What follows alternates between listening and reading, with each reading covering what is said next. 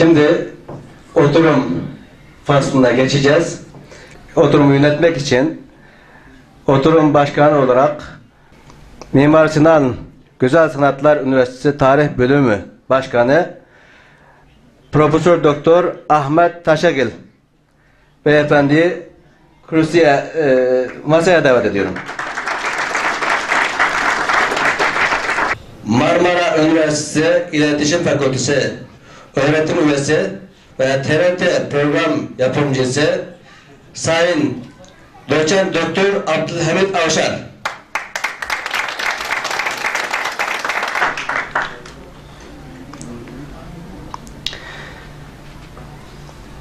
Hacettepe Üniversitesi Tarih Bölümü öğretim üyesi ve Stratejik Düşünce Enstitüsü'nde stratejik araştırma uzmanı olan Sayın Profesör Doktor Doçent Doktor Erkin Ekrem.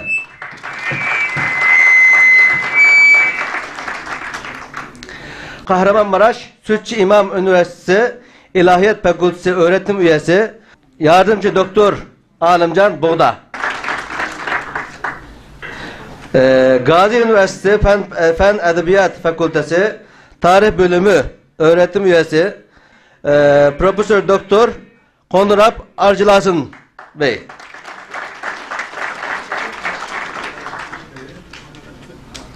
Aramızda başka dernek temsilcileri yeni gelenler de var. Türkistanlılar Derneği Başkanı Burhan Kavuncu abimiz var. Doğu Türkistan Sevgi ve Danışma Derneği Başkanı var aramızda. Kendisine hoş geldiniz diyorum. Ve mikrofonu başkanımıza davet ediyorum. Buyurun efendim. Çok teşekkür ediyorum. Öncelikle bütün misafirlere, sivil toplum kuruluşları başkanları, yöneticilerine ve değerli misafirlerimize siyaset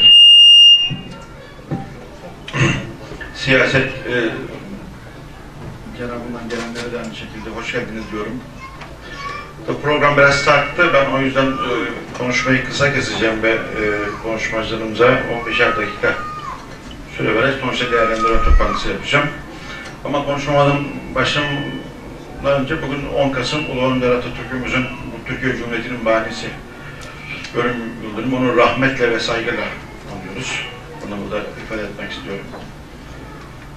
Bütün Türklük aleminin ve şehit olan herkese rahmetle, Türklük uğruna şehit olan herkese rahmetle anıyoruz. Onu da ifade etmek istiyorum. Ben İstanbul'a 17 yaşında geldim. Bundan 38 sene önce. Sesim biraz gür çıkar, duyulabilir herhalde. O zamanlar çok büyük bir heyecan vardı Türkistan camiasında. Biz de gençtik. Ve ben 17 yaşında bir Türkiye'li bir Türk genci olarak işlerin içine girdim. Aradan 38 sene geçti. Zaman zaman üzülüyordum, heyecan kayboldu diye. Tamam, sen onu söyle. Sonuçta bizim yani bu Türkistanlar arasında heyecan kayboldu ya da Türkistan heyecanı ortadan kalktı diye üzülüyordum ama son zamanlarda bu tür faaliyetlerle bu heyecanı yeniden böyle canlanmaya başladığını, bazı kıvılcımların çekmeye başladığını gördükçe, parlamaya başladığını gördükçe de memnun oluyorum. İnşallah daha da iyi olur ama burada özellik şu, biz gerek Türkiye'de tabii Türkiye Cumhuriyeti Türk dünyası olarak Doğu Türkistan'ı yalnız bıraktık. Kesin. Ama işte ise burada Doğu Türkistanlar kendi aralarında birlik olup dünya genelinde aynı Tibetliler gibi orada şey olarak çok ses getirecek işler yapmasını temenni ediyorum. Benim beklentim o. Yalnız şey yapmadan bütün bu önemli olan bu. Tabii ki çok şey söylenir. Biz ilim adamı olarak çok şey yazarız söyleriz ama bu dünya platformunda da dile getirmenin çok önemli olduğunu zannediyorum. Çok değerli bilim adamı meslektaşlarımız var. Hepsi kendi alanında gerçekten pırlanta değerinde. Ben sözü fazla uzatmadan bir 15'er dakikalık konuşma süresi vererek Sayın Doçent Doktor Abdülhamit Avşar arkadaşımıza vermek istiyorum. Buyurun Sayın Avşar. Teşekkür ederim hocam. Çok sağ olun. Ben bir slide hazırlamıştım. İletişim Fakültesi'nde olduğumuz için görselliğin gücünden istifade etmek için. Maalesef problem var orada, bunu gösteremeyeceğiz. Ama sözlerimizde bu görüntünün eksikliğini kapatmaya çalışacağız. Şimdi bana tevdi edilen konu Doğu Türkistan İslam Cumhuriyeti üzerine bazı mülahazalar başlığı altında. Ben teknik kısımlara girmeyeceğim. Yani Doğu Türkistan İslam Cumhuriyeti'nin, Doğu Türkistan Cumhuriyeti'nin nasıl kurulduğu, kuruluş süreçlerine girmeyeceğim, tarihine girmeyeceğim. Hocalar bana anlatacaklar. Ama sözün başından bir şey belirtmek istiyorum. Bu şeyde haritalar vardı. Büyük Hun Devleti'nin, Göktürk Devleti'nin, Uygurların, Karahanlıların, Büyük Selçukluların siyasi haritalarını getirmiştim ben. Yani harita bizim belki de Türkiye'de ya da eğitim sistemimizin temel meselelerinden birisi, harita duygumuzu kaybetmek oldu. Çünkü harita aslında sıradan bir ölçek çizimi değildir. Harita mantalitenin, ruhun ulaştığı, zihnin ulaştığı yer, coğrafya demektir. Avrupa dünyayı harita yoluyla keşfetti ve harita yoluyla hegemonyası altına aldı. Bu haritalarda biz şunu görecektik. İşte milattan önce 2. yüzyıl, 200. yüzyılda kurulmuş Büyük Hun Devleti. O zamandan bu zamana Doğu Türkistan Türklerle meskun bir yer. Ve o zamandan bu zaman Türkistan'da Türkiye'nin irtibatı hep olay gelmiş. Söz düşmüşken rahmetle anıyorum. Servet Somuncuoğlu 3 ay kadar önce vefat etti. Ahmet Hocam'la çok beraber çalışmışlardır. Öyle şeyler ortaya çıkarttık ki ta Kırgızistan'dan, Kazakistan'dan başlayıp Anadolu'nun uç coğrafyalarına kadar aynı medeniyet milattan önceki dönemlerde, milattan ilk dönem yıllarda da Anadolu'ya gelmiş. Aynı kültür o zamandan bu zamana var. Bunun görünürlüğü ne zaman arttı? İşte İslamiyet'te Selçukluların Anadolu'ya gelmesiyle. Yani ben şunu söylemek istiyorum. Türkistan'la Türkiye'nin irtibatı en eski zamanlardan beri devam etti. Haritaya baktığımız zaman aslında Anadolu'nun Kafkasyalar yoluyla Türkistan'ın bir uzantısı olduğunu göreceğiz. Bunlar iki ayrı coğrafya değil, birbirini tamamlayan coğrafya. Dolayısıyla orada yaşayanlar her zaman buraya doğru ilgi duymuşlardır ve gelmişlerdir. İkinci dikkat edilmesi gereken şey şu. Acaba Türkistan insanıyla Türkiye insanı arasındaki gönül bağı tarihin belirli dönemlerinde ortadan kalkmış mıdır? Yani Türkiye orayı unutmuş, orası Türkiye'yi unutmuş mudur? Bunu da tarihi belgelere, araştırmalara baktığımız zaman böyle olmadığını görüyoruz. Bunun en müşahhas, en somut örneği işte Kaşgarya Devleti, Yakup Han Bey Devleti'nin kurduğu devlet. Ne yaptı bu devlet kurulduğu zaman? İlk iş olarak Osmanlı İmparatorluğu'nun başkenti, payitahtı İstanbul'a elçi gönderiyor. Ve kendi tabiyetini ilan ediyor Osmanlı'ya. Coğrafyayı düşünün. İngilizler Hindistan'da, bir tarafta Rus Çarlığı var, bir tarafında işte Mançu Çin devleti var. Buna rağmen tabiyetini Türkiye'ye bildiriyor. Bunun siyasi sonuçları olmuyor mu? Oluyor. Belki devletin bu kadar kolay yıkılmasında bu Osmanlı unsurunun, kendileri mücadele etmekle olduğu Osmanlı unsurunun bir parçasının burada tezahür etmesinden duyulan rahatsızlık olabilir büyük devletlerin. Biliyorsun büyük oyun diye bir oyun da var o zamanlar. Anadolu da yapmış Türkiye. Gücü ona yetiyordu belki. Yani Türkiye ile Türkistan arasında bir karayolu bağlantısı yok. Bağımsız ülkelerden geçen. Hindistan yani İngiltere üzerinde Doğu Türkistan'a çok ciddi miktarda biliyorsunuz ekonomik, siyasi, askeri yardım bulmuştur. Gücünün yettiği kadar. Ben buna inanıyorum. Gücünün yettiği kadar. Arşiv belgelerde bunu gösteriyor. Ve Doğu Türkistan'da Abdülaziz adına, Abdülhamid adına hutbeler okumuştur. Onun için benim ismim Abdülhamid, Doğu Türkistan doğumluyum, Doğu Türkistanlıyım. Ve içimizde pek çok Abdülhamid var. Burada da görüyorum ben. Bizde Abdülhamid ve Abdülaziz isimleri, onun için Ahmet ve Mehmet isimleri gibi çoktur diye düşünüyorum. Niye? Türkiye'nin bu katkısından dolayı. Peki bu şeyde esas konumuz olan Doğu Türkistan İslam Cumhuriyeti'ni nasıl okumalıyız? Çok önemli. Doğu Türkistan İslam Cumhuriyeti, Hidayet Bey de söyledi, bütün konuşmacılar bu konuya temas eden söylediler, Türkistanlıların kurucu dönemidir. Türkistan algısının, Doğu Türkistan felsefesinin kurucu dönemidir. Onlar bizim kurucu atalarımızdır, eğer siyasal terimlerle konuşursak. Bunlar 1933 yılında Doğu Türkistan'a bir devlet kuruyorlar. 1933 yılının lütfen siyasi pozisyonunu, durumunu göz önüne getirin. 1933 yılı. Stalin'in başında olduğu bir Sovyetler Birliği en şiddet, en kahhar, en belalı dönemi. Aşağıda İngilizler var. Bu tarafta milliyetçi var. Ve etrafı Doğu Türkistan'ın tamamen bunlara uydu. Yani Sovyetlere ya da İngilizlere uydu devletlerle çevirdi. Bir devlet kuruyorsunuz siz.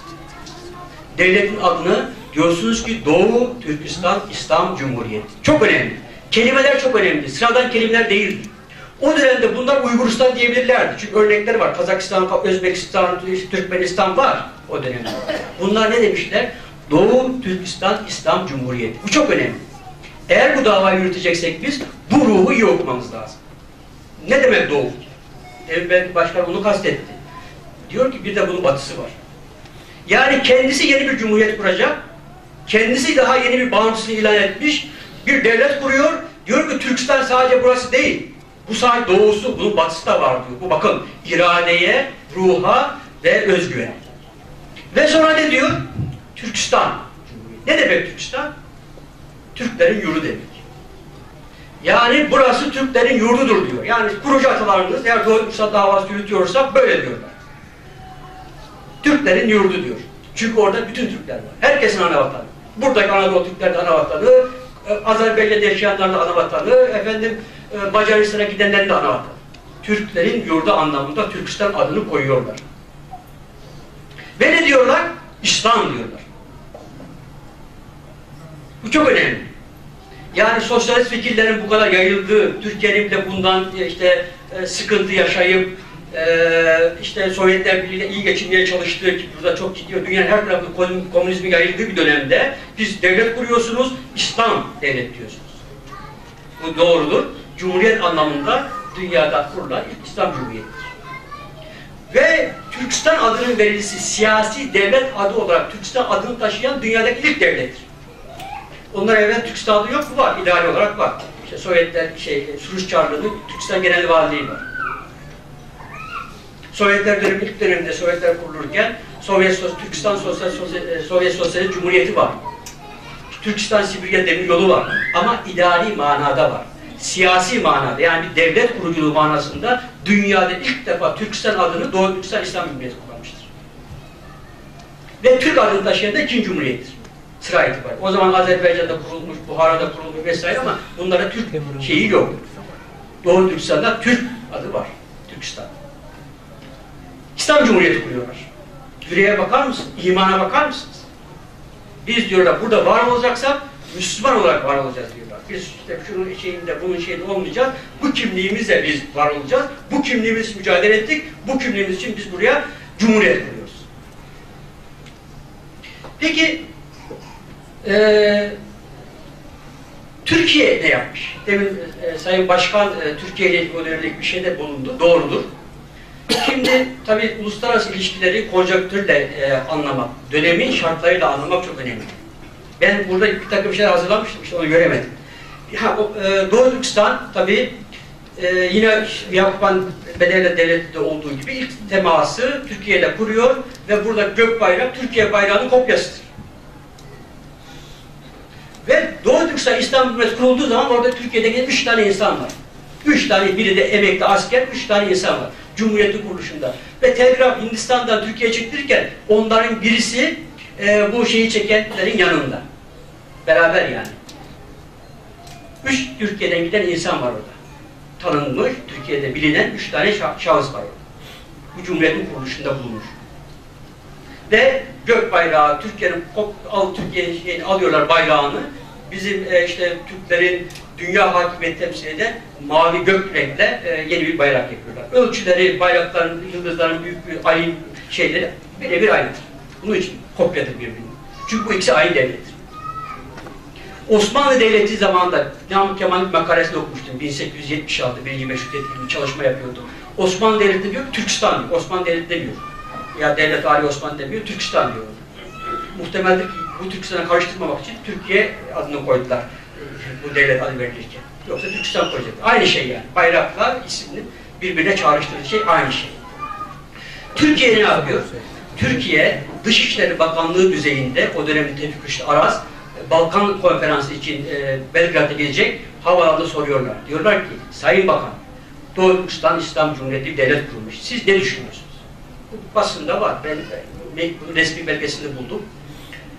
Diyor ki biz Türkiye Cumhuriyeti olarak bütün mazlum milletlerin istiklallerini elde etmesine yanayız. Ki bunlar da soydaşımız, elbette bize onların bağımsızlığını destekleriz. Ve o dönemde ben basını araştırdım 1930 yılındaki, yani devlet basını olan Hakimiyet-i Milliye, resmi gazete olan Cumhuriyet, bilmem o dönemin diğer büyük gazeteler hepsini araştırdım. İnanın 1933'ten 1934 sonuna kadar Türkiye gazetelerinde öyle yazılar görürsünüz ki bugün bile yazılmıyor. Türkiye'li resmi gazetelerde, Hakimiyet-i Milliye o zaman devletin resmi gazetesi. Cumhuriyet devletin resmi gazetesi o zaman. Öyle makaleler göreceksiniz, öyle haberler göreceksiniz. Günübirlik takip etmiştir. Doğu Türkistan'da şu oldu. Doğu Türkistan ordusu şurayı aldı. Doğu Türkistan ordusu filan yerde şundan savaşıyor. Doğu Türkistan ordusunda filan kaybı oldu. Yani bu bir istihbaratlı bir bilgi akışını gösterir. Türkiye'nin aklıyım. Ve o dönemin yabancı diplomatik misyonlarının yazışmaları var. Mesela onlardan diyor ki Alman'ın Afganistan Büyükelçisi Türkiye Cumhuriyeti Devleti Sovyetler Birliği ile karşı karşıya gelmek amacıyla Doğu Türkistan Cumhuriyeti'ni gizli bir şekilde her türlü destekte bulunuyor. Bu resmi belge yayınlanmış. Alman Büyükelçisi'nin mektup, devletli olan yazısı. Demek ki Türkiye o dönemde elinden geldi. Ordu gönderebilir miydik? Kerkük Musul'e gönderemedik, alamadık buradan. Yani elimizin dibimizde kendi devletinin şartları belki öyleydi. Türkiye Cumhuriyeti Devleti'nin. Ama gönülden, en üst düzeyden en az şeye kadar basına işte siyasi her alanda Türkiye Devleti Doğu Türkistan Devleti'ne gerekli ihtimamı, özeni göstermiştir. Ve Doğu Türkistan Devleti'nin bir şeyi daha var, şiarları var. Azadiyet, İslamiyet, azadiyet, uhuvvet, adalet. Bu seneyi çağrıştırıyor. İttihat Terakki'nin umdeleri. İttihat Terakki'de İslamiyet yok, musavat var, eşitlik var. Niye? Çünkü 1913 yılında İttihat ve Terakki, Osmanlı Devleti Doğu Türkistan'a bir öğretmen gönderiyor. Ahmet Kemal. Daha sonra ilk bu soyadını alıyor Cumhuriyet soyadı kanundan sonra. Bu insan orada tam 5 sene Doğu Türkistan'da modern, gelişmiş, fenni mektepler açmak için mücadele ediyor. Ve enteresandır, hatıralarını okursanız göreceksiniz. Gidiyor mesela Aksu'ya gidiyor. Birisi çıkıyor diyor ki ben diyor Osmanlıyım diyor. Filan zaman geldim burada fırıncılık yapıyorum. Kumul'a gidiyor. Ben diyor filan zamanda geldim Osmanlıyım. Filan yere gidiyor. Yani doğru güzel her yerine Osmanlı Devleti zamanında insanlar göndermiş. Orada fırıncılık, ekmekçilik, terzilik yapıyormuş. Ve Ahmet Kemal oraya gittiği zaman hepsi ortaya çıkıp onun yanına geliyorlar. Bunu unutmamak lazım. Ve burada çarpıcı bir şey daha var. Yani Doğu Türkistan'ların Türkiye'ye muhabbeti göstermesi açısından dönüşte birine rastlıyor. 1918 yılı olmuş. Osmanlı savaşı kaybetmiş. Ama oraya haber gitmemiş. Diyor ki bu, ya bir haber duyuyoruz biz. Osmanlı Devleti savaş kaybetmiş diye. Bu Çin'in bize kara propagandası. Osmanlı Devleti aliyesi dünyada savaş mı kaybeder? Bizim burada ruhumuzu ortadan kaldırmak için Çinliler bize böyle propaganda yapıyor bilesiniz diye Ahmet Kemal Yurtlar şikayet ediyor. Neyse. Şimdi yani söylemek istediğim şu, aslında biraz daha uzun hazırlanmıştık. Sürem de herhalde hocam bakmaya doluyor.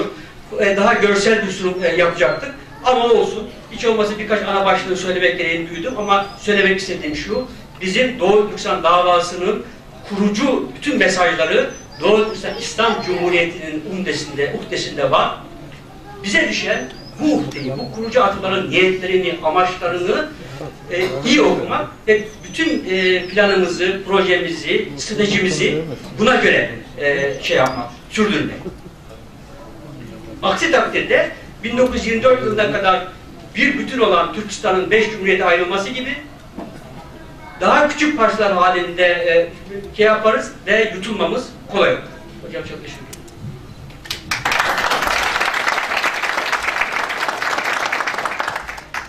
Biz de Sayın Doçent Doktor Abdülhamit Avşar'a teşekkür ediyoruz. Çok veciz ve sağlıklı, isabetli değerlendirmelerinden dolayı. Bu arada kendisi yakında doçent olmuştur. Ayrıca tebrik ediyoruz kendisine. Bir 30 yıllık arkadaşımdır ama böyle burada çiçeği burnunda doçent olarak görüyoruz. Çok evet, vakit kaybetmeden ikinci konuşmacımız Sayın Yardımcı Doçent Doktor Alimcan Buğda. Kahramanmaraş Üniversitesi'nden sözü kendilerine veriyorum. Konu başlıkları kendileri zaten söylerler. Buyurun. Teşekkür ederim. Sayın Başkanım, değerli hazırım. Benim anlatacağım konu 12 Kasım 1933 Doğu Türkistan İslam Cumhuriyeti ve Anayasası konulu çalışma. Ben de slide hazırlamıştım. Maalesef onu burada sunma imkanı olmadı. Bir de zaman kısıtlı olduğundan dolayı daha çok özetle anlatmaya çalışacağım. Yukarıda hocamızın da belirttiği gibi Doğu Çinliler Doğu Türkistan'ı 1876'da Yakup Han Bedevlet, yani Osmanlı İmparatorluğu tabi olan Yakup Han Bedevlet'i zehirleyerek öldürdükten sonra oraya hakim olmaya başlıyorlar ve daha sonra 1931 senesinde Hoca Niyaz Hacı önderliğinde Kumul bu civarda Çin'e karşı bir ayaklanma hukuku buluyor. Daha sonra 1932 senesinde Muhammed Emin Buğra Hoten bölgesinde ve Sabit Damullam önderliğinde, bu iki önderin, Mücahid'in önderliğinde Mayıs ayında, yani Hoca Niyaz Hacı kuzeyde, bu Muhammed Emin Buğra ve Sabit Damullam güneyde, bunlar Doğu Türkistan'ın güney tarafını tamamen fethetmiş oluyorlar ve 1933 İslam Cumhuriyeti'nin kurulması için burada bir yer hazırlıyorlar. Şimdi bu devlet kurmak derken sadece bir yerde veya bir coğrafyayı fethetmek veya orayı ele geçirmek sadece yeterli olmuyor. Bir devlet kurmak derken orada o devleti teşekkül ettirecek, o devleti devlet halinde tutacak, devletin idaresi, onun askerleri, komutanları ve bunun idare yapıları, devleti devlet yapan ne kadar unsur varsa bunun hepsinin hazır olması gerekiyor. Sadece o bölgeyi ele geçirmekle bir devlet olunmuyor. Onun için bu Doğu Türkistan'ı fetheden Hoca Niyaz Hacım, Muhammed Emin Buğra ve Sabit Damullam önderliğindeki bu mücahit komutanlar çok gizli bir şekilde bir teşkilat kuruyorlar. Hem Kaşgar'da Doğu Türk Kaşgar Genç Partisi olarak İngilizce kaynaklarda orada öyle geçiyorlar, veya ki İstiklal Cemiyeti diye bir gizli bir cemiyet, teşkilat kuruyorlar. Bu devleti oluşturan güç genellikle bunlardır. Ve Hoten tarafta da Milli İnkılap Komitesi diye Muhammed Emin Buğra'nın önderliğinde bir komite kuruluyorlar. Bunların amacı bağımsız İslam devleti kurmak. Muhammed Emin Buğra'nın da amacı odur. Doğu Türk bağımsız Doğu Türkistan İslam Cumhuriyeti kurmak. Sabit Damullam ve Hoca Niyaz Hacı'nın da hepsinin düşüncesi o bölgede bağımsız İslam devleti kurmak. Onun için bu iki komite çok gizli hareket ediyorlar. Daha sonra bu bölgeyi ele geçirdikten sonra, fethettikten sonra bu Artuş bölgesinde Millet Meclisi kuruluyor. Yani Millet Meclisi o devleti kurulacak olan o İslam devletini oluşturan, o iradeni temsil eden kimselerin bir araya gelerek oluşturduğu o meclis. Bu meclis Hoca Nizacım Kaşgar'a gelmemiş Aksu bölgesinde oraya bir kişilik heyet gönderiyor ve bu heyette de yani bir bağımsız İslam, Doğu Türkistan İslam Cumhuriyeti devletini kurmak istediklerini, çünkü öyle bir şaraitin oluştuğunu ve kendilerinde Hoca Niyaz Hacim'i Cumhurbaşkanı olarak görmek istediklerini ve Kaşgar'a gelmesi gerektiğini davet ediyorlar. Hoca Niyaz Hacim de bu davete olumlu bakıyorlar. Şimdi bu yukarıda da hocamız söyledi. Şimdi bu devleti oluştururken şimdi oluşturan irade daha çok hem Doğu Türkistan asıllı aydın okumuş, yurt dışını gezmiş, Muhammed Emin Buğra olsun, Sabit Damollam olsun, bunun gibi aydın kimseler ve bir de şimdi Batı Türkistan Rus işgali altında olduğu için oradan eziyet çekmiş ama aydın kimseler de Doğu Türkistan'a gitmiş ve orada o inkılaba, o mücadeleye iştirak etmiş. Diğer taraftan da hocamızın da dediği gibi Türkiye'den bu civarında giden böyle çok aydın, akıllı, geleceği çok iyi planlayan böyle kimseler var. Bunlarla beraber o bölgede Türkiye'de de İttihat ve Terakki gibi orada da bir cedidicilik, islahatçılık hareketi daha önceden başlamış. Yani Kırım Türkiye Gasparalı İsmail Bey'in de başlattığı o cedidicilik hareketi, islahat hareketi orada da kök bulmuş, etki yapmış ve o bölgede de bu aydınlık islahat hareketi ta 1915'ten itibaren, 14'ten itibaren o okulların açılması, daha sonra gazetelerin Doğu Türkistan Hayatı gibi, Erkin Türkistan gibi gazetelerin de çıkmasıyla orada Doğu Türkistan halkını müstakil bir devlet, İslam devleti kurma fikrini insanlara yaymıştır. Ve bunun da bu devletin, İslam Cumhuriyeti Devleti'nin ortaya çıkmasında büyük katkıları vardır. İstiklal Cemiyeti bu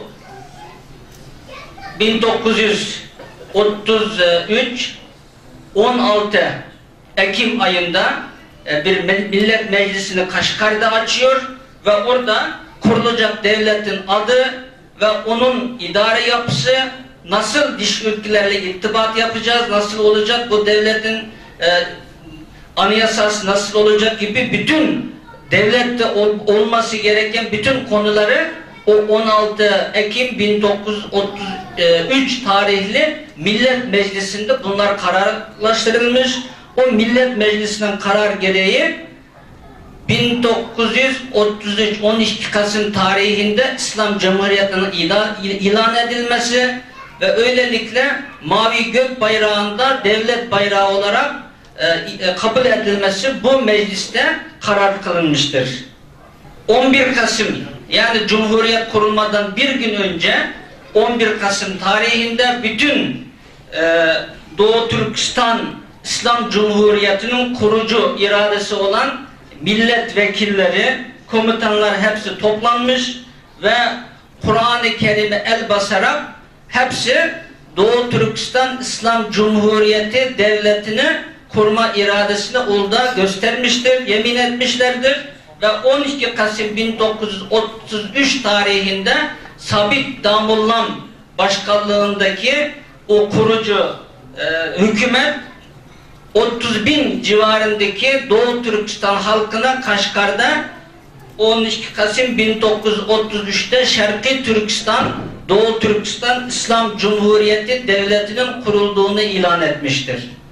Ve bu 12 Kasım tarih Doğu Türkistan Cumhuriyeti Devleti'nin ilan tarihidir. Ama bu devlet daha önceden kurulmuş ve faaliyeti geçmiştir. Çünkü belgelere baktığımız zaman daha önceleri de pasaportun çıkartıldığı ve bazı belgelerde de Doğu Türkistan İslam Cumhuriyeti ya da devleti olarak zikrinin geçtiğini görüyoruz. Ama devletin ilan tarihi ise 12 Kasım 1933 tarihidir. Şimdi Doğu Türkistan İslam Cumhuriyeti kurulduktan sonra şimdi devleti sadece o devleti ele geçiren insanların yönetecek şeklinde değil, daha çok hukuk çerçevesinde modern dünyada diğer devletlerde olduğu gibi o devletin de bir anayasa olması fikri ortaya atılmış ve daha sonra İstiklal Mecmuası dergisinde o 1933 İslam Cumhuriyeti Devleti'nin anayasa taslağı yayınlanmıştır. Bu anayasa taslağı 30 maddeden oluşmaktadır. O tarihte 16 Şaban 1352 Hicri tarihinde o İstiklal Cemiyeti, genellikle bu İngiliz kaynaklarında Kaşgar, Genç Kaşgar Partisi olarak geçen bu cemiyetin ilmi heyeti tarafından bu İslam Anayasası, Cumhuriyet Anayasası taslağı yayınlanmıştır. 30 madde olarak. Şimdi hepimiz biliyoruz ki şimdi anayasa dediğimiz zaman yani bir devletin hangi şekilde nasıl kurulduğunu, nasıl bir yapısının olduğunu ve nasıl çalışacağını gösteren bir kanuni, bir hukuki belgedir anayasa. Biz bir devletin anayasasına göre o devletin hangi cumhuriyet mi, hükümranlık, hangi otoriter gücün hakim olduğu ve nasıl çalıştığını o devletin anayasasına göre belirliyoruz. Ve 1933 12 Kasım Cumhuriyet tarihinde anayasası 30 maddeden teşkil etmiş ve Kur'an-ı Kerim'in bir ayeti verilmiştir. Bu ayette de sizden önceki iman etmiş ve salih emel işleyen müminlerin nasıl hakimiyetle Allah nasip ettiyse sizlere de öyle bir hakimiyet nasip etmeye Allah vaat etmiştir. Va'dallahu'llezine amenu ve amilus salihati minkum ayeti o anayasanın ilk olarak başına konmuştur.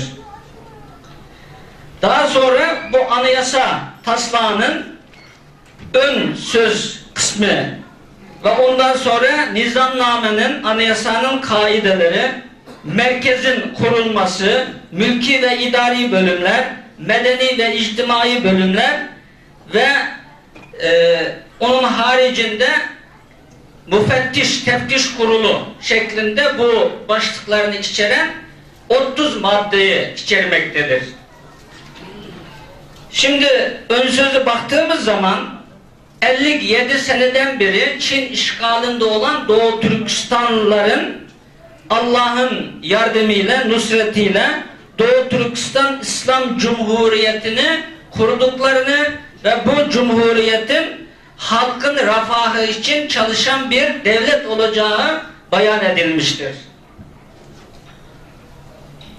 Kaideler ise aynen şöyle diyor: Doğu Türkistan Cumhuriyeti İslam şeriatı asasını göre kurulmuş olup bizim saadet ve mutluluğumuzun kaynağı kıyamet güne kadar tahrip edilmeyen Kur'an-ı Kerim hükmüne dayanmaktadır. Yani İslam şeriatı hükmüne dayalı İslam devleti olduğunu beyan ediyor.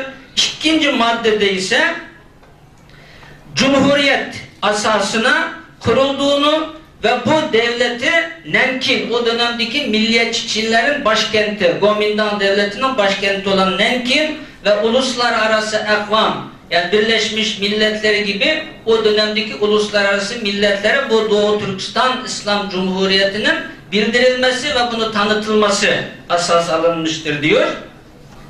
Yani bu şekilde Doğu Türkistan İslam Cumhuriyeti'nin maddeleri, merkezin kurulması, bunda 9 bakanlık kuruluyor.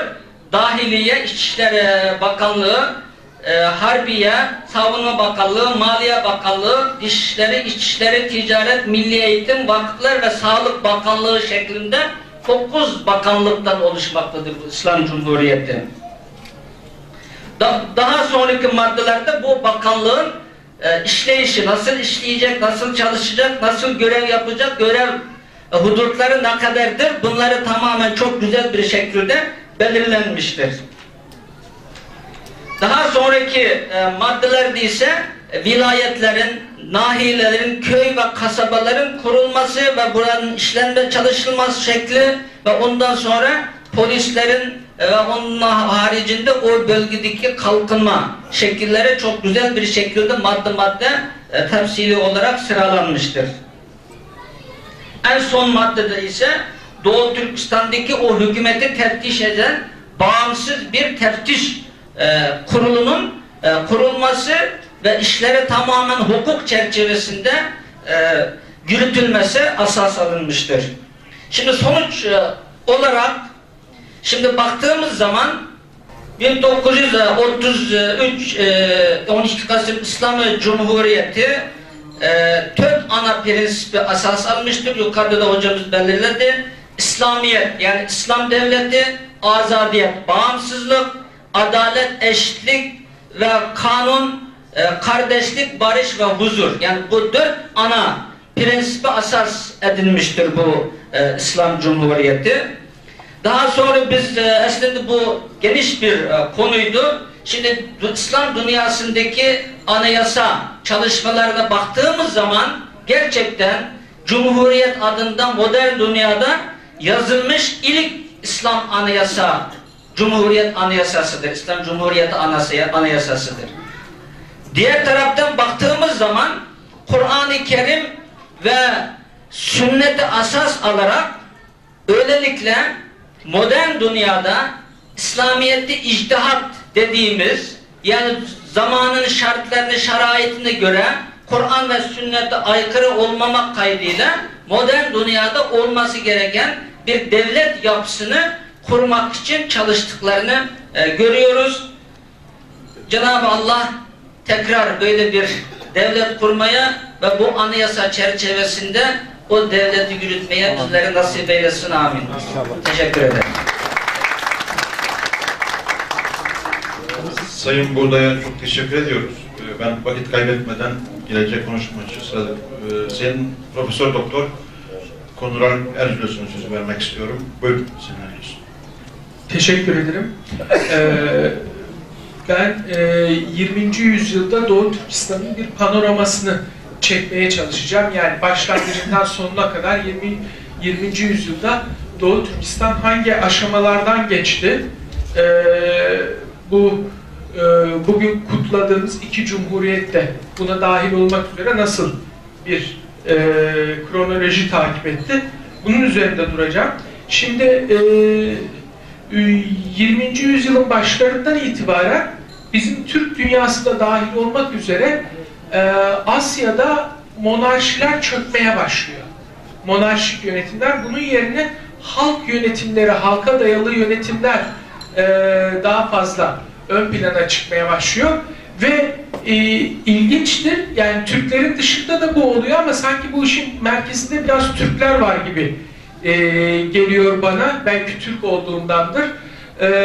Ve bizim Türk dünyasında da gittikçe halk yönetimlerine doğru yöneliş görülüyor. 20. yüzyılın başına baktığımızda 1911'de Çin'de imparatorluğun çöktüğünü görüyoruz. Bir süre sonra Rusya'da da imparatorluk çökecek. Çin'de imparatorluğun çökmesiyle Doğu Türkistan'da Çin'in bir takım memurları, bir takım bürokratları kimisi Çin'e kaçıyor, kimisi başka bir yere kaçıyor. Ama bir iki tane de böyle otoriter, hükmetmeyi seven bürokratlar var. Onlardan bir tanesi nihayet orada hakimiyeti eline geçiriyor ve çok despot bir yönetim kuruyor. Sadece soyadıyla söyleyeceğim, Yang bu kişinin soyadı. Ve bütün Doğu Türkistan'ı eline geçiriyor. Tam bir kendi despotizmi altında yönetmeye başlıyor Doğu Türkistan'ı. Doğu Türkistan'ı yönetirken Çin kendi derdiyle meşgul. Orada Cumhuriyet idaresi kurulmuş ama iç savaş var falan filan. Çin onu Doğu Türkistan'ın valisi olarak tanımak zorunda kalıyor. Dolayısıyla o kağıt üzerinde Çin'in bir valisi gibi oluyor. Ama aslında kurmuş olduğu yönetim despot bir tek adam, kendi yönetimi. Bundan sonra etrafına bakacak olursak Rusya'da Çarlık giderek çökmeye doğru gidiyor. Rusya içerisindeki Türklerde aydınlanma fikirleri var. Osmanlı'da olduğu gibi tıpkı. Abdülhamit Bey bunların bir kısmından bahsetti. Ve bunlar sürekli Doğu Türkistan'la iletişim halinde. Yani halklar arasında bir kopukluk yok. Özellikle aydınlar arasında.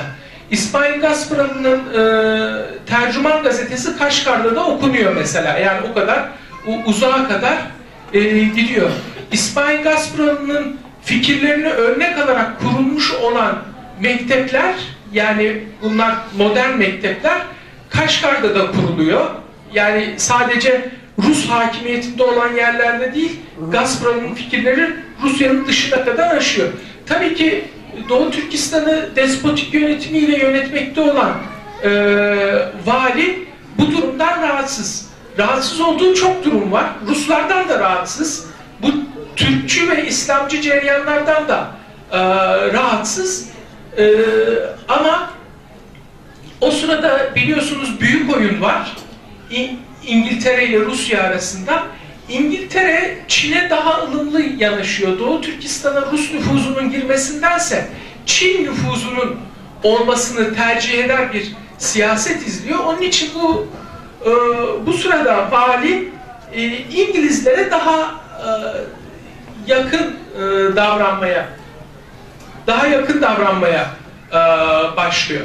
Ancak tabii vali bir yandan da küresel gelişmelerden de etkileniyor. 1924 yılında Sovyetler Birliği bu sefer Çin Cumhuriyeti ile yakınlaşınca Sovyetler Birliği'nin Doğu Türkistan'da çeşitli konsoloslukları açılıyor. Şimdi Sovyetler Birliği'nin çeşitli konsoloslukları açılması demek şu demek, evet Sovyetler Birliği de despotik bir idareydi, despotik bir rejimdi. O da Türkleri esaret altına alan bir rejimdi.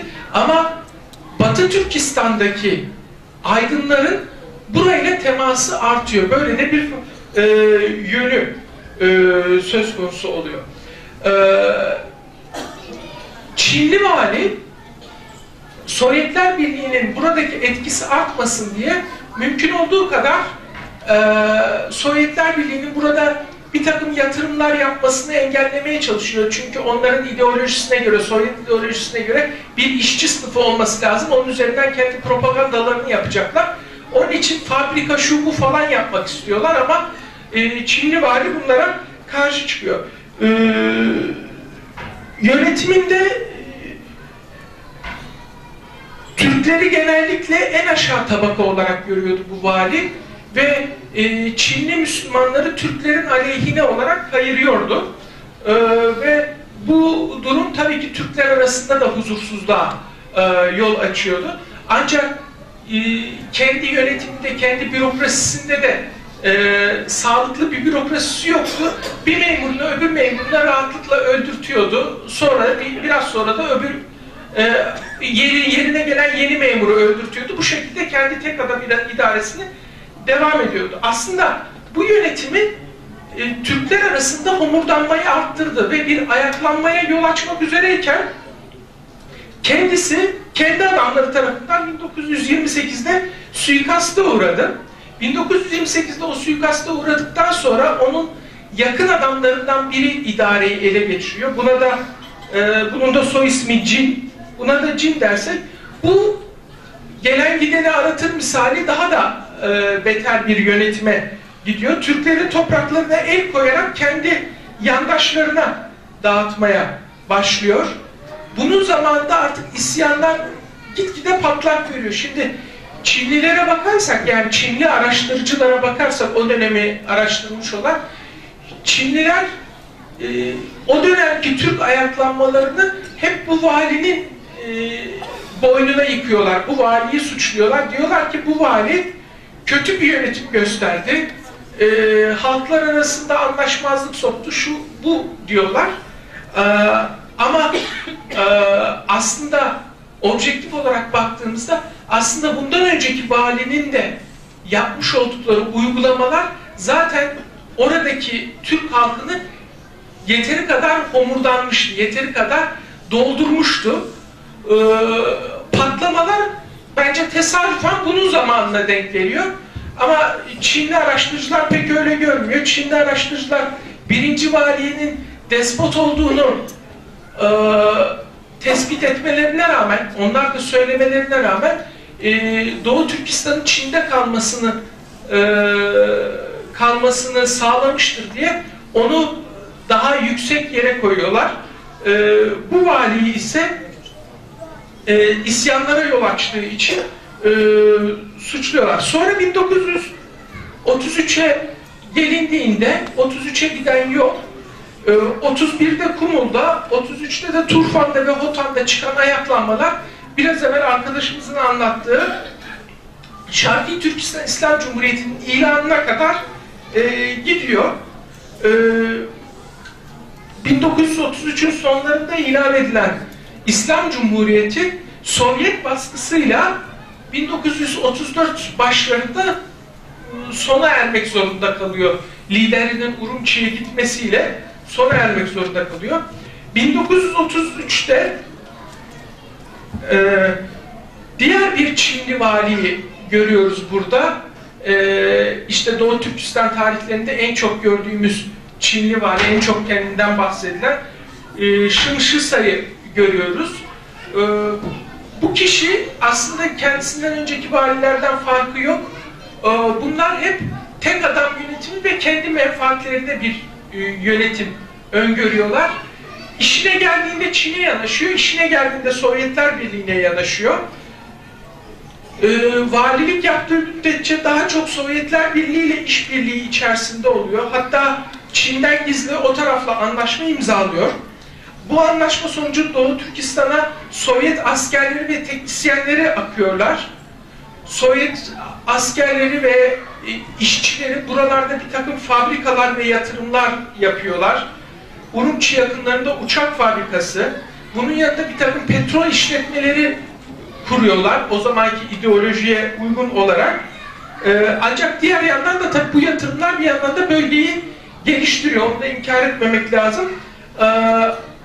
Bir yandan da Sovyetler Birliği bölgenin zengin yeraltı kaynaklarının farkındadır.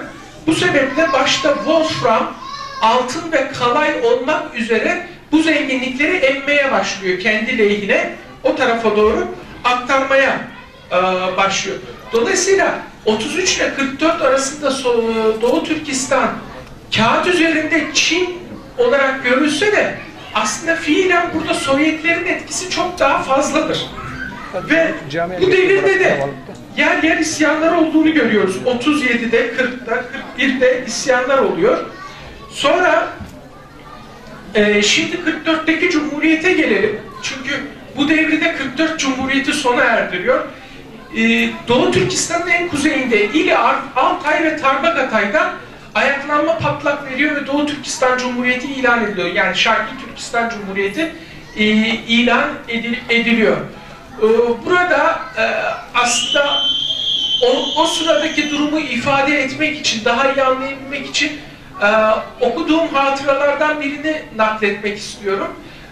Rahmetli Hasan Oraltay hatıratında bir yerinde kendisi de çocukken olan bir hadiseyi anlatır. Çocukken onların oturduğu yer bu arada bu İli Altay Tarbagatay bölgesinin daha güneybatısında, pardon güneydoğusunda Urumçi'ye yakın yerdedir. Yani bu ilk ayaklanmaların çıktığından henüz onların haberi yoktur bu olayı anlattığında. Kendisi de tahmin ediyorum, yani kitapta yaşı vardı ama ben unuttum, 15-17 yaşlarında bir genç ve malları gütmek üzere uzağa, otluğa doğru gidiyor, obadan uzaklaşıyor. Bir anda diyor, atlı bir takım insanlar geldi diyor. Bana bir takım sorular sordu diyor. Hatıratında bu diyaloglar ayrıntısıyla var. Sonra beni bir yere götürdüler diyor. Bir gece kadar onlarla kaldım, yemek yedirdiler, içirdiler diyor. Sonra da git babana söyle dediler diyor. Git köyüne haber ver, o bana haber ver dediler diyor. Biz Şarkı Türkistan Cumhuriyeti'ni kurduk. Artık bağımsız bir cumhuriyetimiz var ve yakında bütün Türkistan azat olacak diyorlar. Bunu köyündekilere haber ver diyorlar. Genç bir çocuk olan Hasan Oraltay rahmetli bu durum çok üzerinde etki bırakıyor ve gider gitmez annesine babasına bu durumu anlatıyor. Yani Doğu Türkistan'ın kendi içerisinde de böyle bir giderek yayılması oluyor. Şimdi ben zamanımı zaten aşmışım. Şarkı Türkistan Cumhuriyeti'ne 5 yıl orada bağımsız kaldıktan sonra maalesef bağımsızlığı konjonktür sebepleriyle sürdüremiyor ve 1949 yılında Türkistan yine esaret altına düşüyor. Ancak Türkistanlılar bu esareti kabul etmiyorlar. 51, 53, 55, 57 neredeyse 3 yılda bir, ben burada listesini çıkarmıştım ayaklanmaların, neredeyse 3 yılda bir Doğu Türkistan'da kendiliğinden ayaklanmalar oluyor. Ve bu ayaklanmalar ya bilinçli ya bilinçsiz bir şekilde sürekli olarak Çin'in baskıcı idaresine karşı bir şekilde ayaklanmalar oluyor. Bu ayaklanmalar maalesef Doğu Türkistan'ı bağımsızlığa ulaştırmıyor ama oradaki rejimin ne kadar baskıcı olduğunu, Doğu Türkistan'ların çekmekte oldukları acıları bize bir kere daha hatırlatıyor. Ben burada sözlerimi sonlandırıyorum. Teşekkür ederim. Sayın Erdoğan'a çok teşekkür ediyoruz bu etraf bildirisinden dolayı. Son konuşmacımız Sayın Doçent Doktor Erkin Ekrem'e. Erkin Ekrem, tarihte kurulan iki Doğu Türkistan Cumhuriyetlerinin yıkılma sebepleri ve dış güçlerin etkisi. Buyurun Sayın Erkin. Teşekkürler başkan, değerli misafirler ve hocalarım. Saygılarımı sunarım. Şimdi yarım saat için bir slide hazırlamıştım. Şu anda 15 dakika olacak. 14 dakika oldu. Tamam, çabuk geçeyim. Hemen geçiyorum. Tamam. Herhangi bir devlet mi kuracaksın, iş mi yapacaksın, herhangi başarısına 3 şey bağlıdır. Biri Allah'ın izni, ikincisi vaziyet ve konjonktürünün hazır olması, yani bizim bildiğimiz fırsat. Üçüncüsü ise toplum, yani Doğu Türkistan için söylüyorum, toplum ve toplumu yöneten kadronun hazır olup olmaması. Tabii buna arka planda ekonomi veya diğer konularda var. Fakat Allah zaman zaman fırsat verdiğine, bunu Doğu Türkistan tarihinde görebiliriz. Bizim Konrad profesörümüz konjonktürel, kronolojik bir şekilde ona anlattı. Buradaki sorun herhalde vaziyetin ve toplumun hazır olmayışı olarak bakabiliriz. Bir de Doğu Türkistan meselesi bakarken 3 düzeyde bakmamız lazım. Biri uluslararası boyutuyla, biri Çin boyutuyla, üçüncüsü Doğu Türkistan boyutuyla bakmak lazım. Yoksa bir boyutu eksik kalır. Yani burada benim sunumum daha çok uluslararası boyutuna bakmak gerekiyor. 1921 İnternasyonel Teşkilatı Doğu Türkistan'da devlet kurmaya teklif etmiş. O zaman da Sovyetler değil, Bolşevik hükümeti buna karşı çıkıyor. Lenin de buna karşı çıkıyor. Çünkü Dışişleri Bakanlığı'nın raporuna göre Doğu Türkistan halkı henüz hazır değildir. 1930-33 arasında Japonya'da da Doğu Türkistan'da bir devlet padişahlık kurmak istiyordu. Fakat Stalin bunu anlayınca 33'teki Cumhuriyet'in yıkılmasına Şinşen'e destek vermek suretiyle ve İngilizlere baskı yapmak suretiyle bunu imha edebildi. 1944'te zaten o Cumhuriyet kurulduğu zaman da arka planda Sovyetler Birliği olduğunu biliyoruz. Bu Cumhuriyet'in kurulduktan sonra Cumhuriyet'e karşı bazı tedbirler alabilmek için işin içinde de Amerika'nın girdiğini de görüyoruz. Çin, Amerika, Japonya döneminde, Sovyetler Birliği dönemindeki büyük güçler hepsi Doğu Türkistan'daki bu iki Cumhuriyet'in öncesi veya sonrasında hep müdahale etmeye çalışmıştı. Şimdi biz eğer de tarihe baktığımız zaman da Doğu Türkistan'da da yine benzer durumlar var. Örneğin Hunlar döneminde Hunlar ve Çinliler zamanında Asya'nın en büyük iki tane devlet. Üçüncü bir devlet varsa da o da Roma'dır ya da sonraki Bizans'tır ya da Part devletidir. Yine Çin ve Hunlar arasındaki mücadele Doğu Türkistan'da yaşandığını görüyoruz. Göktürk döneminde de yine benzer durum var. Doğuda Çin, kuzeyde Göktürkler ya da Türk işler, güneyde Tibet ve batıda Arap. Zamanındaki dünyanın en büyük güçler yine Doğu Türkistan'da mücadele ettiğini görüyoruz. 19. yüzyılda Büyük Oyun adı ile anılan bu Rus ve İngiltere arasındaki mücadele, yani Orta Asya, İran dahil bu bölgedeki yukarı aşağı mücadelede yine Çin'le izini görebiliyoruz ve Doğu Türkistan'daki işgalisi de bu dönemde başladı. Aslında Büyük Oyun sadece Rus ve Çin arasında, Rus ve İngiltere arasında değil, bir de Çin var. Üçüncü bir oyuncu da söz konusu. Yakubet Devleti döneminde 1865-1877 yılı arasında da yine diğer güçler görebiliyoruz. Kimler var? Mançur İmparatorluğu var, İngiltere var, Rus var ve Osmanlı var. Eğer de 33'teki Cumhuriyet'e baktığımız zaman da Shinsei hükümeti, demin arkadaşla bahsetti, Sovyetler Birliği, İngiltere ve Japonya'yı görebiliyoruz bu Cumhuriyet'in arka plandaki oyuncuları. İkinci Cumhuriyet 44-46 ya da 49'a kadar uzanan bu süreçte Kuomintang Çin hükümetini görebiliyoruz. Sovyetler Birliği, İngiltere ve Amerika. Amerika da 1949'un Nisan ayında planlamış, Haziran ayında Doğu Türkistan'da bir devlet kurmayı planlamış. Fakat Stalin de bunu fark edince Çin ile işbirliği yapmak ve Mao'nun ordusunu bir an önce Doğu Türkistan'ı işgal etmesine yardımcı olmuştu. Şu anda zaman zaman bir uluslararası alanında bir konjonktürel bir durum yaratılıyor aslında. Ama buradaki durum başka oyuncuların içine girmesi ve Doğu Türkistanlıların hazır, yani bir devleti ayakta tutabilecek kadar ki o hazırlık olmadığını zaman zaman burada rahatça görebiliyoruz. Şimdi ben 44'teki Cumhuriyet'in bir durumuna bir anlatayım. 44'teki Cumhuriyet kurulduktan sonra 45 yılında 45 yılında Çin ve Ruslar arasında Sovyetler Birliği arasında bir anlaşma yapıldı.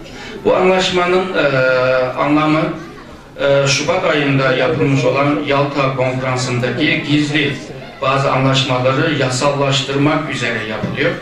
Çin bunu Yalta Konferansı'na katılmamıştır. Dolayısıyla Yalta Konferansı'ndaki içerisindeki o gizli kısmını bilmiyordu. Ama Amerika, Roosevelt ile Stalin arasında anlaşmışlar. Gidin şu Çin'le baskı yapın, buna anlaşalım, sonra Japonya'yı ortadan kaldıralım. Yoksa 180 bin Amerika askeri ölecek.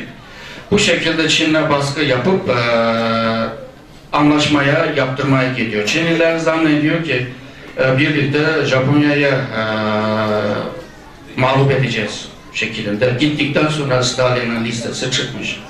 Moğolistan bağımsız olacak. Ondan sonra 1895'te işgal edilmiş olan, Japonya tarafından işgal edilmiş olan Rus toprakları geri vereceksin. Çinliler dedi ki tamam, diğer konular kolay ama Moğolistan bağımsızlığı olmadı. sonra bu Çin'in kuzeydoğu bölgesi, Mançurya dediğimiz bölgede demir yollar var. Bu demir yol genellikle Çinliler işletiyor ama Stalin de işletmek istiyor bunu.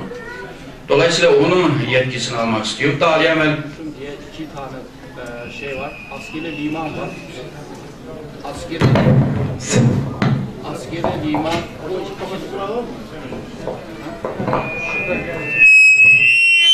Yerlerini kapatmamız lazımmış. Bu 2 tane limanda da almak istiyor. Çinliler şaşırıp kaldı.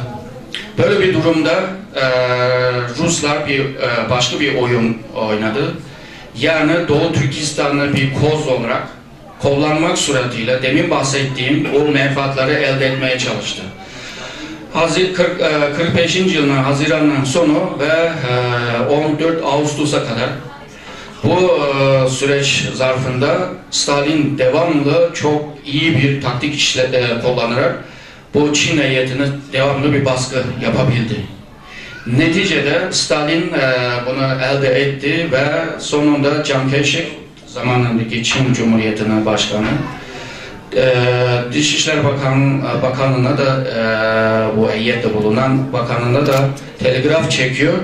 Diyor ki eğer de Doğu Türkistan'ın egemenliği Mançurya'nın işletme, yani bu Ruslar o demiryolunu işletecek. Onun da egemenliği elimizde ise o zaman Moğolistan'ı verebiliriz diye bir gizli telegraf çekiyor. Demek ki Stalin Doğu Türkistan'da Cumhuriyet'in kuruluşuna destek vermek suretiyle ona bir koz olarak öbür menfaatini alabilmek için bu Doğu Türkistan'ı kullanmıştır. 1947'de Soğuk Savaş başlamıştır. Amerikan iç Moğolistan'da bir hakimiyet kurmakla dış Moğolistan'dan karşı yani Sovyetler Birliği'nin yani komünizmden aşağıya inmesi, bütün Asya yayılmasını engelleyecekti. Fakat iç Moğolistan'da başaramayınca bu sefer Doğu Türkistan'da kurmak istedi. Bunu da Stalin'den karşı yine kuramadı. Yani Doğu Türkistan'ın kaderine baktığımız zaman da sadece içerideki Doğu Türkistanlılar ile Çinlilerin arasındaki bir sorunuyla bitmiyor. Yani onun daha üst, daha uzak yerlerdeki büyük güçlerin arasındaki o siyasi çıkar ve oluşturulmuş olan o siyasi dengelerle de bağlıdır. Bu nedenle Doğu Türkistan meselesine bakarken bir boyutu, bir düzeyi Doğu Türkistan, bir düzeyi Çin'le içine alan bir Doğu Türkistan, bir düzey ise uluslararası düzeyde almamız lazım diye düşünüyorum. Dinlediğiniz için teşekkür ederim. Sağ olun. Sayın Ekrem'e de çok teşekkür ediyorum. Kendisi bu alanda hem oralı olması, Doğu Türkistan olması hem de çok değerli çalışmalarından dolayı hepimizin kendisine müteşekkir olmamız lazım. Gerçekten. Efendim birbirinden güzel 4 bildiri dinledik. Konuşma dinledik ve ben kendim de bu Doğu Türkistan'la ilgili çok çalışma yaptım. Mesela ilk çalışmalarımdan biri Hoten'le ilgilidir. Sonra o Vakıf Dergisi'nde yayınlandı, hocam bilir şeyler. Başka şekilde de dinledik. Doğu Türkistan dediğim sahanın ne kadar zengin, medeniyet olarak ne kadar derin olduğunu bütün dünya biliyor. Biliyor. Daha 1905'te Orlstein 200 sandık el yazmasını Dunhan'dan Himalaya üzerinden Londra'ya getiriyor. Almanya'daki işte Paris'te, Fransa'da, Almanya'da, Avrupa'nın değişik müzelerindeki Doğu Türkistan'a ait olan eserlerin sayısını herkes biliyor, bu yazma eserlerin sayısı. Yani Türk medeniyetinin önemli bir kesimi o tarafta. Doğu Türkistan'da. Yani bizim bir kolumuz, bir parçamız orada, yüreğimiz orada. Biraz o göze bakmak lazım. Tabii ilim adamı olarak duygusallıktan uzak çalışmamız gerekiyor ama duygu açısından baktığımızda da yani bence bunu yakalamamız gerekiyor diye düşünüyorum. Bir tarafı Altaylara uzanıyor. Bizim İç Moğolistan. İç Moğolistan dediğim sahaya ben geçtiğimiz yaz gittim. Aynı Moğolistan gibi belli Türk yurdu. Müzeleri görüyorsun hep Türk eserleri. De öyle esasında. Yani yapılacak çok şey var. Keşke vakit olsaydı uzun arkadaşlar daha detaylı bildiriler sunsaydı. Çok cilt kitap yazmak lazım. Ve tekrar ediyorum dünya çapında reklam ederek Doğu Türkistan'daki Kazakların kültürünü, Uygurların, Kırgızların, diğer Türk grupların, Tatarları falan diye herkesin kültürlerini dünya çapında reklam tanıtmamız gerekiyor. Canlı tutmamız gerekiyor. Bence en iyi yöntem şu anda bu. Çok değerli büyükler geçti ama ben tekrar Türklük uğruna diyorum. Doğu Türkistan için ve bütün şehitlerimizi rahmetle anıyorum. Çok şehit verildiği belli. Okuduk. Hatta o Forbes'un kitabı var. Doğu Türkistan Harp Beyleri. Onda da çok detaylı bilgiler var. Okuduk. Batılıların yazdıkları ve bunlara gözlemcilik yapan Batılıların yazdıkları var. Mesela hatıraları var. Herhalde bu açıdan baktığımız zaman ben hep şunu düşünmüşümdür. Tarihçi olduğumdan beri Türkler kadar soykırıma uğrayan millet de yoktur dünyada. Balkanlarda da öyle. Yani her yerde böyle. Ama bugün işte bu duyguyu, Türkistan duygusunu, Türklük duygusunu üst düzeyde yaşayabiliyorsak o şehitlere borçluyuz. Bu vatan için, canım, bu millet için, kendi vatanları için, tabii Türkiye ve bütün Türk dünyası için canını vermiş olanlara borçluyuz. Onları rahmetle her zaman analım. Tabii dediğim gibi söyleyecek çok söz var, çok şey vardı. Burada bitirelim ve bütün güzel günlerin hepimizi beklemesi dileğiyle sözlerime burada son veriyorum. Çok teşekkür ediyorum. Ayrıca derneğe başarılar diliyorum ve bundan sonra da sık sık bu tip panelleri yapmasını temenni ediyorum kendilerine. Sağ olun.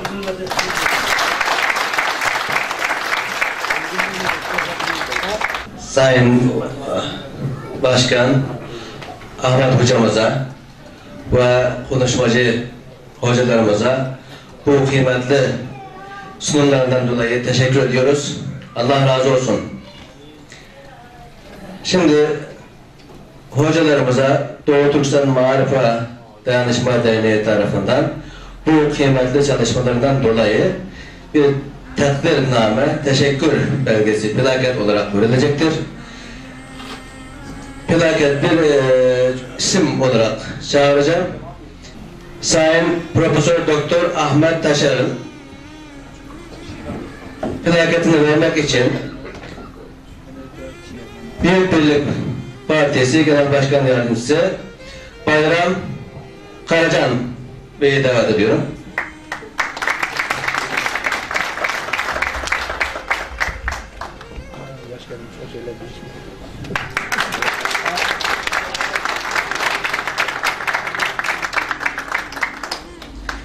Teşekkürler.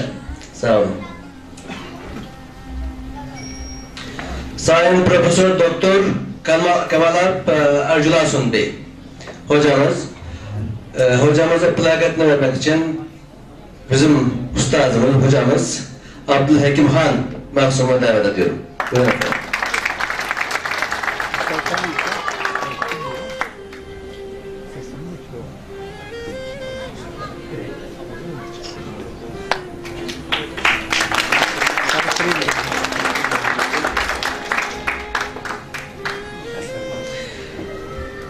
Doçent Doktor Sayın Doçent Doktor Erkin Ekrem hocamıza Fatih Belediye Başkan Yardımcısı İzzettin Özdoğsun efendim.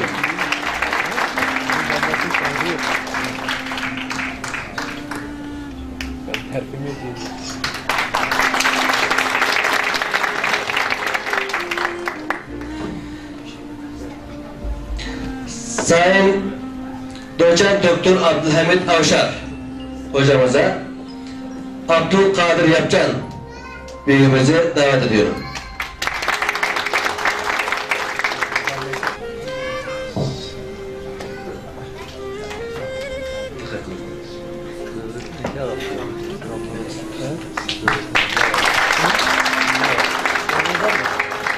Sayın Yardımcı Doktor Doçent Doktor Alimcan Buğda plaket vermek üzere Sayın Burhan Kavuncu Uluslararası Türkistanlar Derneği Başkanı.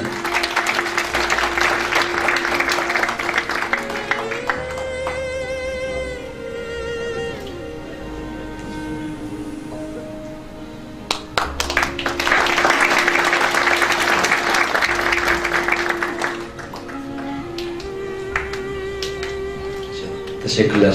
Sağ olun. Hocalarımıza ve parti temsilcilerimize, STK temsilcilerine, hocalar buraya konuşmacı olmayan ama dinleyici olarak gelen hocalarımıza da ve bütün hazırına teşekkür ediyoruz. Toplantımızı burada sonlandıracağız. Cenab-ı Allah'tan bu toplantıların çoğalmasını ve bu toplantının sonuncusu da Doğu Türkistan'da, özgür Doğu Türkistan'da yapılmasını Cenab-ı Allah'tan diliyoruz.